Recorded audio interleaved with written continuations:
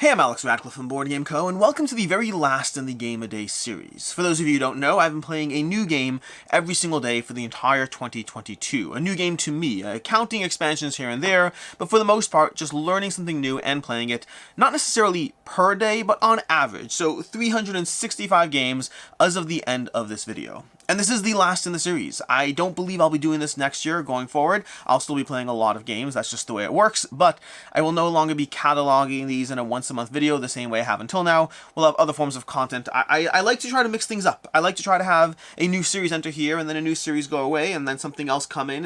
Things come and go. This is the last in that series. If you want to check out the rest of them, there's 11 others of these going through, well, highlights. And this video is going to go through 10 specific games that I want to talk about a bit more, and then, well, the other 21 or so rattling through them a little quicker. And then there's also going to be another video, something I probably will do next year, is a recap, a once-a-quarter recap of the best games I've played ranked, effectively, for the last quarter, and there should be some sort of recap for that for the entire year for this. The best games I played in 2022, period. Not from 2022, in 2022, regardless of when, where, how, etc. In any case, let's go ahead and start this video off. We're going to go through again the first 20 fairly quickly, and we're going to start this one off with 5 wards. You see, 5 wards is one that, this one's actually hard to find on Board Game Geek even. You can't find this on Board Game Geek, but 5 wards is a kind of area control, semi-worker placement, not really worker placement, you know, you're placing different people down in different zones to try to get control over different boroughs. It's a fairly quick playing game. I had a chance to play this one. It's going to be coming to Kickstarter or crowdfunding in 2023. I really enjoyed this one. We have Guards of Atlantis 2, which I also like. It's behind my shoulder somewhere. It's actually behind, if we move these books over here, Guards of Atlantis 2, or in the bottom corner over here, but Guards of Atlantis 2, I got to finally play this one. I played the original one extensively. I've been waiting anxiously for this one. This one finally showed up, and then I proceeded to not play it for 3 months, but I have finally gotten it played now. Then we have Trek 12 Himalayas. Trek 12 is a roll and write game, which you're rolling dice, trying to combine them in different ways to optimize your score. I've only just started to dabble in it. There's a bunch of different modes as far as giving you more depth to the experience. What I currently played was fine, but I need to see more to see if this one holds out. We have Orichalcum from Pandasaurus Games. This one over here. Orichalcum is a...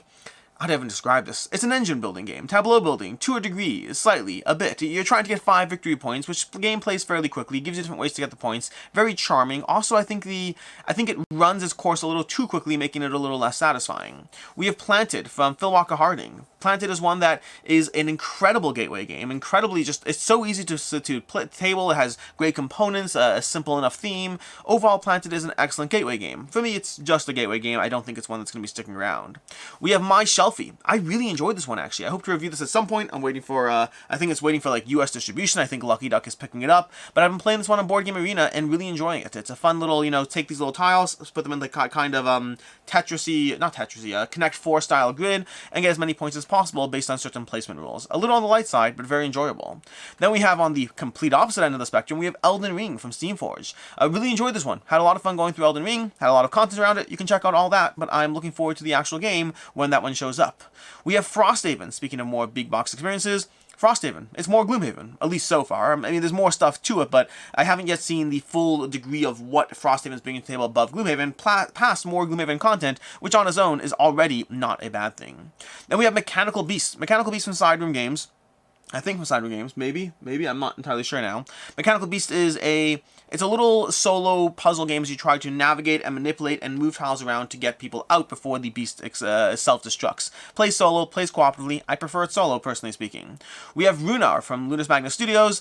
This is one I had a chance to play a few times from doing the most recent Kickstarter. It's a skirmish game. It's a skirmish game that has select 3 heroes, pair them up, and try to accomplish your goals and occasionally kill others.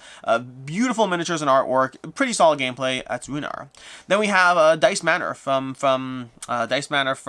oh my gosh, Arcane Wonders. Arcane Wonders, this is almost a Las Vegas style game of selecting bundles of dice and trying to gather specific areas. It was okay. I think I just prefer Las Vegas. Then we have Ascension Tactics from Stoneblade Entertainment, Ascension Tactics. This one I actually didn't play Ascension Tactics. I played the new one, Ascension Tactics Inferno, which is on my shelf over here. I could have stacked it. Ascension Tactics Inferno, I had a chance to play that one at PAX Unplugged. I never actually got a chance to play the original, although it's basically the same game, just more content for it. That one's coming to crowdfunding in 2023. Then we have Pinpoint from, I'm going to forget the name of this one. Pinpoint from that company.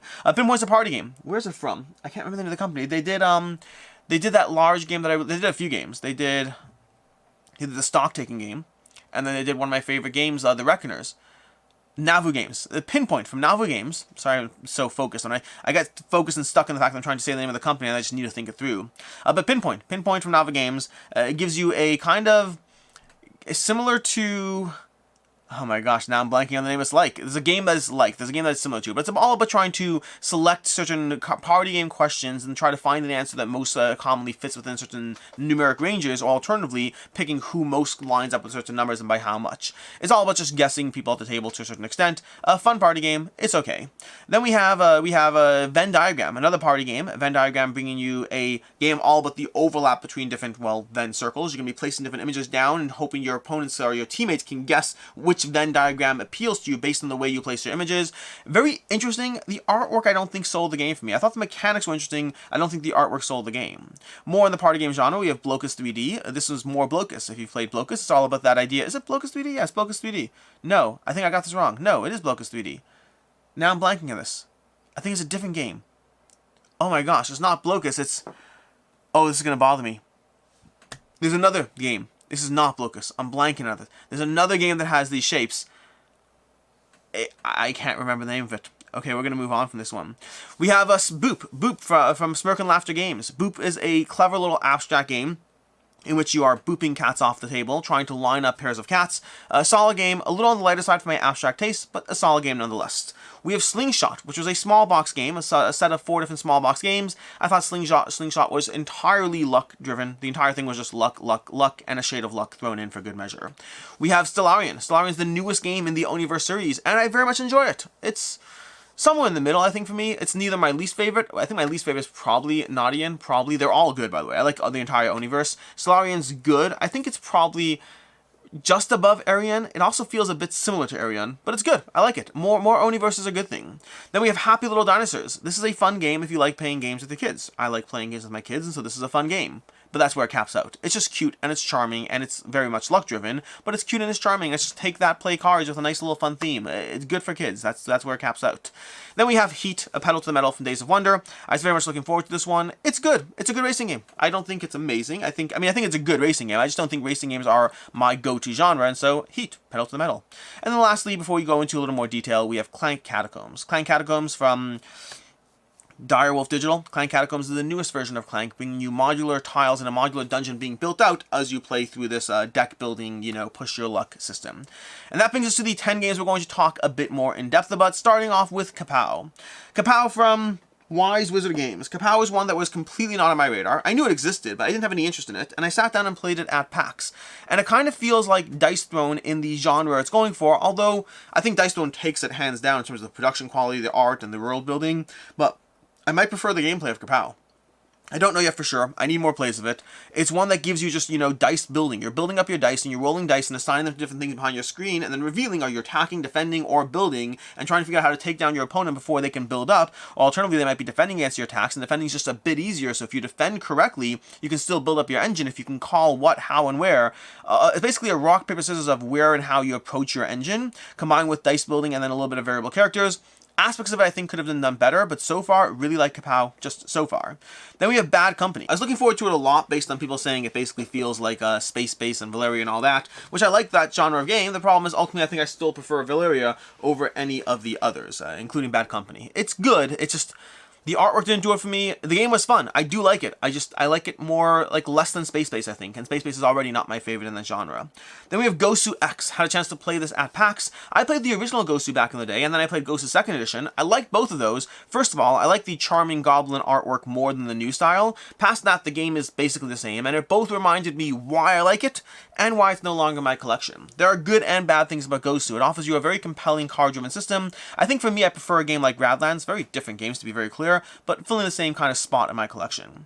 Then we have Joyride, which I had a chance to play this one, Joyride being another racing game with a degree of chaos thrown in. I like the racing games with chaos thrown in more than I like racing games, but I think I might have too many of these coming my way already, and right now I think Tiny Turbo Cars might be the sweet spot for the type of game it's trying to be for me. Tiny Turbo Cars being the lightest and the fastest of them, but giving me that chaos I like, and the other one's trying to be a bit more strategic, which is good if you like that genre, and I think I like that genre, but I don't love that genre. We have Marvel Remix, which to me is definitely a bit of a surprise hit. Marvel Remix is one that I expected to pass this one. This is one of those times, like sometimes you play a game expecting to just write it off your list, and Marvel Remix was definitely that. You see, I played Red Rising for Stonemaier Games, and I liked it, but I didn't keep it. Marvel Remix, on the other hand, gives you that same degree of puzzle building of your hand, but it does so in 10 minutes instead of 45 minutes, and turns out that it's a great game when played in 10 minutes. It's just not a great game when played in 45 minutes, at least based on my own opinion, obviously. But I really enjoy Marvel Remix. I really enjoy the hand building that goes on in the game.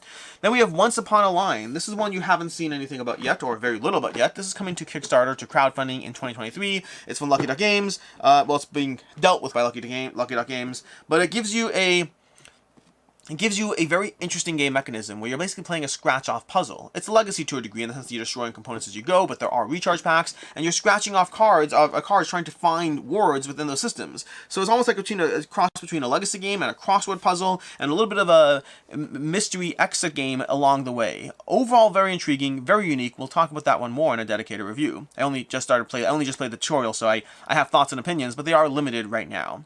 Then we have Siege of Valeria from Daily Magic Games. This is a solo game that I've only played this one once, for context, at least so far when I filmed this video, and it's one that I want to play more, but my biggest complaint about it right now is that I just felt it was too easy. Like, I won the first game pretty soundly without having to worry about a thing, but past that, if there's a way to scale the difficulty, and I still have to go through it, there's also a campaign mode, so there's more to go through here, but I enjoyed what the game showed me so far. It's all about just managing a siege. You have a hand of cards, every time you kill an enemy, you get abilities, you're rolling dice every round, trying to assign them to kill more baddies, while dealing with these siege engines that are trying to take you down. For what it does, for the box size, for the game, really enjoyed it. But again, the difficulty is the main thing that I'm currently a question mark on. Then we have My Little Everdell. My Little Everdell, this one that's over here, down the bottom over here. I really like this one. Another one that I was kind of expecting to write off, because I've played a lot of these My Little games over the years, different games that give you a kid's version of a game. My Little Scythe is one that did pretty decently. I don't like it, but I think it's worked well. I just don't enjoy playing it because it's not my go-to game. But there's many of these games that I've played. My Little Stone Age, My Little Catan. They don't always have the same name. My Little Carcassonne, which I think doesn't... My Little Carcassonne I don't even think should exist. It's whatever. Longer story. Point is, different games incorporate the mechanics of their parent games to different extents, and do so to different levels of ability. And My Little Everdell might be the best one that does it. It really gave me the feeling and vibe of Everdell, but in a kid-friendly, more accessible version. It's still a kid's game. It's still not a game I recommend if you're looking for an adult-themed, not adult-themed, but I'm saying an adult-focused game. I think Everdell is fantastic and is much better, but if you're looking to introduce your kids to a bunch of solid game mechanics while being accessible, I think My Little Everdell is fantastic. Then we have Dreadful Meadows, which was definitely a surprise hit. A bunch of surprise hits for me this month, but Dreadful Meadows is one that I saw it on crowdfunding. There were two games I saw on crowdfunding at the same time. There was Delta and Dreadful Meadows, and both those I was like, I want to make the time to play them. Delta, unfortunately, I never got a chance to play, and so I therefore didn't back it. Dreadful Meadows, on the other hand, I made the time to play, and I really enjoyed it, to the point that I picked up a copy from Jesse from Quacklope down the road, and covered it and reviewed it for the channel on the last 2 days of the campaign. Really like this one. I'm a big fan of it, backed it all in. It's a very simple game, very compelling, a simple not in a bad way. It's just got point scoring optimization, engine building going on, but I really enjoyed the puzzle. If anything, my only complaint was that I wanted to last a little bit longer, but past that, really solid game. And then lastly, we have Spirit Island Branch and Claw. Spirit Island Branch and Claw is, well, for the expansion to Spirit Island, and I finally played the expansion for the first time. This is one of those things where I've been holding off on it for years. I still have Jagged Earth on the table over here. They're all bundled together, but it's one of those games that I've been meaning to play for a long time, the expansion. I played the base game a lot. I still haven't played Jagged Earth, but I finally dove into Branch and Claw, and like people told me would happen, I see no reason to play without that expansion ever again. It adds variable events, it adds a bunch of tokens that are fun to mess around with, it just adds fun things, and of course 2 new spirits, so a lot of variability and a lot of fun things to an already fun game. And that's what we have. These are the 31 games I played for the month of December, and that is also the end of this series. This is the end of the series. It's been a year. It's been 365 games. To those of you who have stuck with me throughout this entire thing, thank you. For those of you who have watched the various episodes, thank you. To my child who's currently coming downstairs, and I'll have to wrap up this video before he gets here. Hey, buddy. Hello. We're going to go ahead and wrap this up. In any case, and until next time, I'm Alex Radcliffe from Board Game Co., and I hope you have a good one.